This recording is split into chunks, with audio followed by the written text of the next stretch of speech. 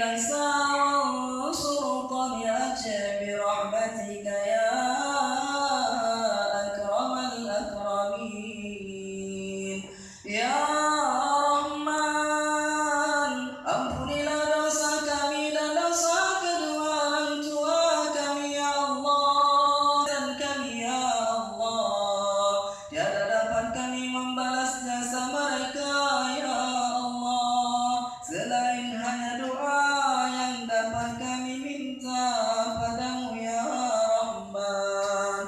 Ampunilah mereka kalau mereka masih hidup ya Allah, tempatkanlah mereka di dalam syurga-Mu ya Allah ketika mereka telah tiada ya Allah.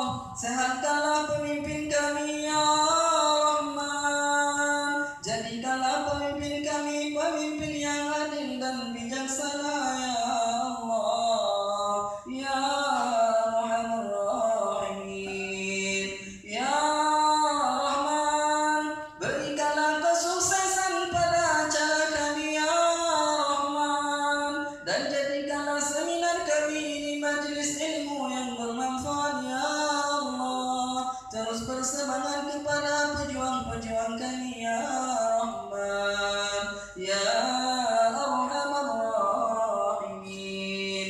Rabbana zalamna anfusana wa in lam taghfir lana wa tarhamna lanakunanna minal khasirin. Rabbana atina fid dunya hasanah wa fil akhirati hasanatan wa qina adzaban nar. Wa sallallahu